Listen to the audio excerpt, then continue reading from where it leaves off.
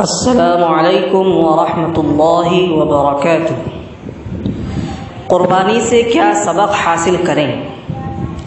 Number 1، جانور کی قربانی کے وقت حضرت ابراہیم علیہ السلام اور حضرت اسماعیل علیہ السلام کے عظیم الشان عمل کو یاد کریں کہ دونوں اللہ کے حکم پر سب سے محبوب چیز قربانی دینے کے لیے تیار ہو گئے، لہذا ہم بھی احکام الہی پر عمل کرنے کے لیے اپنی جان و مال اور وقت کی قربانی دیں۔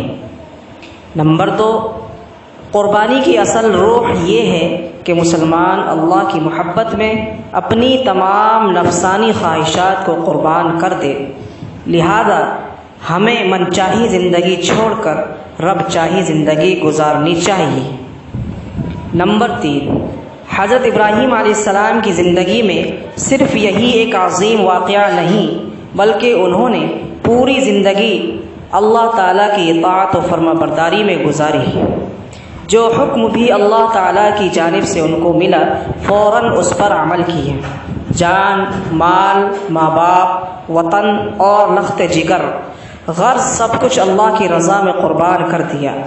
ہمیں بھی اپنے اندر یہی جذبہ پیدا کرنا چاہیے کہ اللہ تعالیٰ کا جو بھی حکم سامنے آئے اس پر ہم خوش و خرم عمل کریں۔ السلام علیکم ورحمۃ اللہ وبرکاتہ۔